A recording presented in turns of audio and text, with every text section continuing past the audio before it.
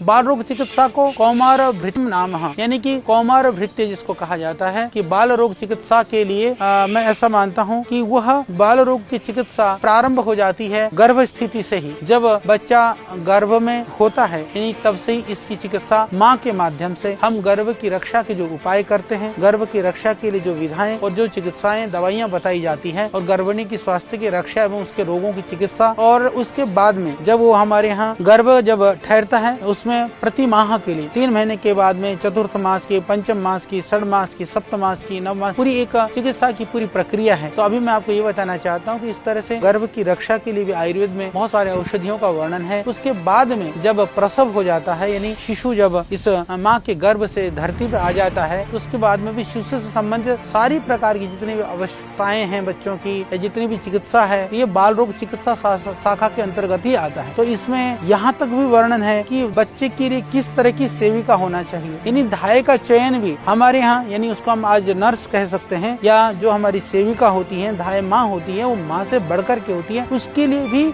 हमारे आयुर्वेद के ग्रंथ के अंदर में पात्रता धाई कैसे होना चाहिए, इसके लिए बहुत विशद वर्णन है। यानी ऋषियों को पता था कि सिर्फ बच्चे की भूख प्यास के लिए ध्यान देने के लिए नहीं, अभी तो उसके जीवन संस्कार के लिए भी जो सेविका होती हैं, जो बच्चों के आसपास में होते हैं, उनका बहुत प्रभाव पड़ता है।